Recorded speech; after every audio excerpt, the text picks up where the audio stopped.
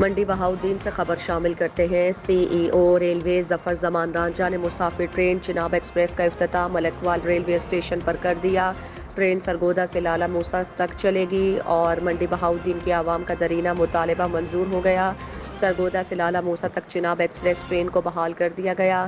ملکوال railway station پر افتتاحی تقریب سے خطاب کرتے ہوئے چیف ایگزیکٹو آفیسر ریلوے ظفر زمان رانجھا نے کہا کہ چناب ایکسپریس ملکوال سیکشن پر ایک کامیاب ٹرین تھی جسے مسافروں کی سہولت کے لیے بحال کر دیا گیا، جس سے سرگودا، بھلوال، پھلروان، پنڈموکو، ملکوال، منڈی بہاؤالدین، ڈینگا اور لالہ موسیٰ کے ہزاروں مسافروں کو سفری سہولت حاصل ہوگی۔